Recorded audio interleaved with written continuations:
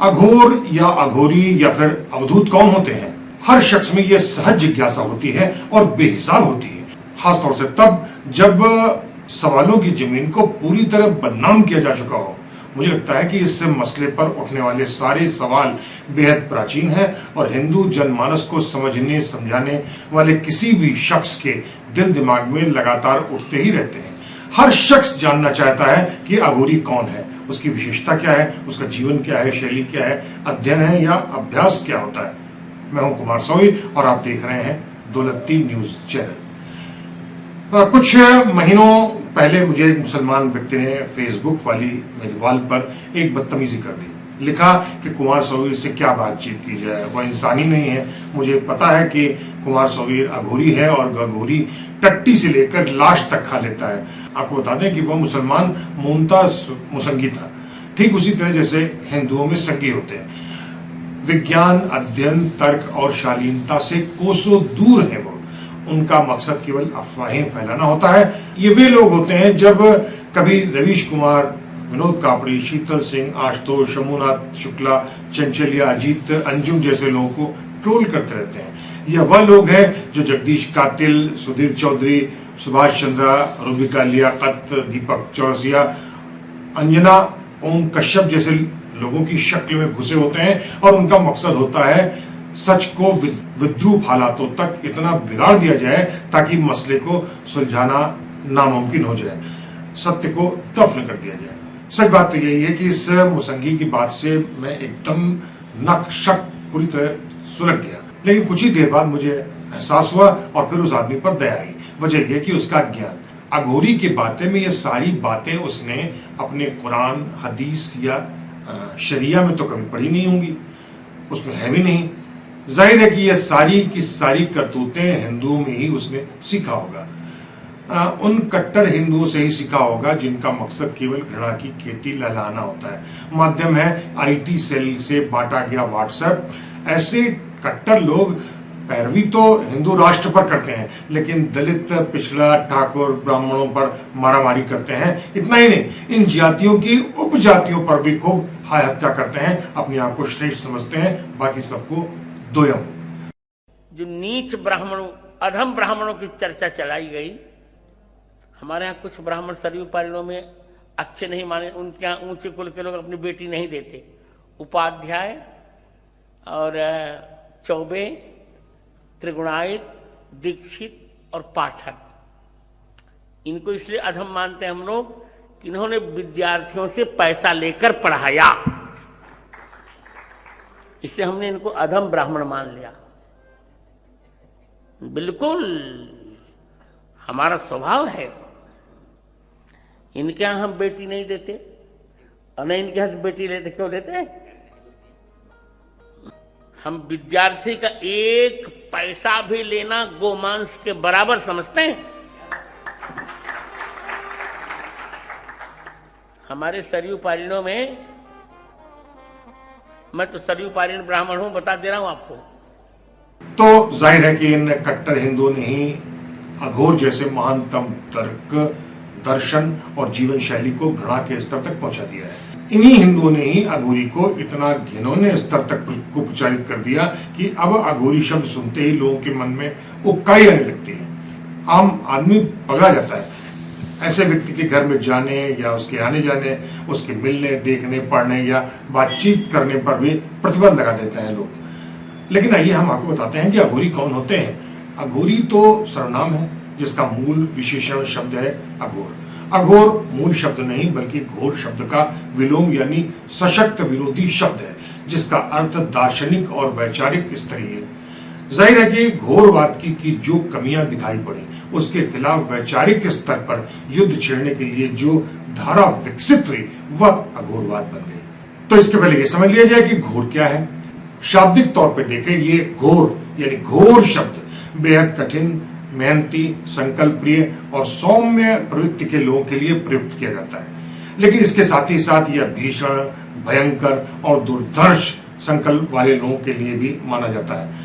घोर वह है जो बेहद घना है, जिसके भीतर चल रही घटनाओं को बहुत आसानी से देखा समझा नहीं जा सकता है। ठीक उसी तरह जैसे अंतरिक्ष में मौजूद ब्लैक होल जिसकी गुत्थी को अब तक कोई सुलझा नहीं पाया है, बड़े बड़े ग्रह भी ब्लैक होल कहां तक छिपा है या कहां हजम कर लेता है, अंतरिक्ष विज्ञानियों के लिए आज भी यह अबूझ पहेली है। पौराणिक गाथाओं में शिव को अघोरी माना गया है, यानी जो जैसा बाहर दिखाई पड़ रहा है ठीक वैसा ही उसके भीतर भी मौजूद है। शिव ही वह पहला अघोरी है जो भस्मासुर को भी आशीर्वाद देता है और समुद्र मंथन से निकले विष को भी उद्रस्त कर लेता है। हालांकि इसके चक्कर में वो हमेशा हमेशा के लिए नीलकंठ बन जाता है। उसे एहसास भी नहीं होता कि उसके किसी फैसले का अंजाम क्या होगा, लेकिन वह इससे भी बेफिक्र होता है। वजह यह कि न तो उसे किसी चीज की दरकार होती है और न ही उसे खो जाने का डर। दरअसल एक भोला भाला व्यक्तित्व का नाम है शिव और उसी के हिसाब से वह अघोरी कहा गया है। जैसा है वैसा ही दिखाई पड़ता है, बाहर भी और अंदर भी। इसीलिए महादेव को हम भोला भंडारी के तौर पर पहचानते हैं और इसीलिए भी वह अघोरी है। वह महलों में नहीं रहना चाहता, बल्कि उसके संगी साथी सरल, निष्पाप, सहज, अशक्त, कमजोर, बेहाल, परेशान और निर्मल भाव में रहने वाले होते हैं। लालच, घृणा, षड्यंत्र, द्वेष से परे वह श्मशान में रहता है। तो फिर आ जाइए घोर के पास। घोर को समझने के लिए हमें सबसे पहले समुद्र मंथन को समझना होगा, जहां सुर और असुर ने संयुक्त अभियान छेड़ा था। असुर ज्यादा शक्तिशाली हो चुके थे। सुरों का मकसद था कि कमजोर हो चुके सुर समुदाय को सशक्त कर दिया जाए, ताकि समुद्र से छान कर उसके गर्भ से में छिपे तथ्यों को हासिल कर लिया जाए और असुरों को कमजोर कर दिया जाए। मद्राचल में वासुकी नाग की सहायता से समुद्र मंथन शुरू हो गया, लेकिन जो भी रत्न मिले सुरों ने अपने अपने लोगों में बांट लिया। अंत में मिला अमृत। तो विष्णु ने मोहिनी स्त्री की रूप में अपने आप को बदला और नाच करना शुरू कर दिया और असुरों को मोर बनाकर केवल सुरों में ही अमृत का वितरण करना शुरू कर दिया गया, बांटना शुरू कर दिया। लेकिन इसी बीच एक असुर ने अमृत की एक बूंद गटक ली। यह देखकर मोहिनी रूपधारी स्त्री विष्णु ने अपना सुदर्शन चक्र फेंका और उस असुर का सर और उसका शरीर बिल्कुल अलग कर दिया। इन्हीं दो अंगों को राहु और केतु के तौर पर पहचाना जाता है। देवताओं की इस हरकत का अंजाम यह हुआ कि केतु और राहु नाम के इन दो ग्रह हमेशा हमेशा के लिए देवताओं की कुंडली में स्थायी रूप से स्थापित हो गए। इतना ही नहीं हुआ, देवता उनसे भी डरने लगे और उसके बाद हर व्यक्ति को उन्होंने माना कि वह पाप ग्रह है। हर व्यक्ति को बुरी तरह डराते हैं और मार डालने का जुगत लगाते हैं। लेकिन सबसे बड़ी बात तो यह है कि अमृत पीने वाले उस असुर का दोष क्या था। जब समान शर्तों, समान परिश्रम और समान माध्यमों और समान भावों के साथ यह मंथन चल रहा था, तब उसमें बेईमानी का अर्थ क्या था। जो भी समान रूप में सहमत थी, मंथन से मिलने वाले रत्नों का परस्पर बांट लेने की ख्वाहिशें थी, संकल्प था। ऐसी हालत में असुरों को अमृत से क्यों वंचित कर दिया गया और अमृत पी जाने वाले असुरों को क्यों सुदर्शन चक्र से मार डाला गया। यह केवल पौराणिक गाथा ही नहीं, बल्कि हमारे समाज में भी यही भयावह हालत है। हम केवल सत्य हैं और दूसरे की मान्यता दूषित है, घृणित है, इस पर चर्चा करने के बजाय हम परस्पर युद्धों में फंसे हुए हैं, चाहे वह धर्म का मामला हो या फिर जाति का या फिर किसी और का। केवल घृणा, द्वेष और शोषण, इसी के चलते ही निर्मम हत्याएं और षड्यंत्र चल रहे हैं। तो जो लोग इस तरीके की हरकतों के खिलाफ हैं, वह ऐसे घोरवाद के खिलाफ खड़े हैं और फिर जाहिर है कि जो घोरवाद का विरोध करते हैं वह अघोर हो चुके हैं। ऐसे नए दर्शन के साथ जीवन व्यतीत करने वाले लोगों पर लांछन लगाए जा रहे हैं। अब उनके बारे में दुष्प्रचार किया जा रहा है कि वे बेहद गंदे हैं, कुत्तों के साथ रहते हैं, टट्टी यानी पखाना खा जाते हैं, श्मशान में लाशें खा जाते हैं, वगैरह वगैरह। लेकिन इस सवाल का जवाब तो हर शख्स बेहद आसानी से अपने आप से खोज सकता है। इसके लिए केवल उसे अपने गिरेबान में झुकना पड़ेगा कि जिस तरीके का आरोप उस अघोरवाद पर लगाया जा रहा है, क्या आप खुद भी ऐसे हैं? अगर नहीं, आप टट्टी कर सकते हैं, आप टट्टी खा सकते हैं, लाश खा सकते हैं? नहीं, बिल्कुल नहीं। अगर नहीं, तो एक ऐसे इंसान के तौर पर दूसरों पर ऐसे आरोप थोपने का क्या अर्थ हो सकता है?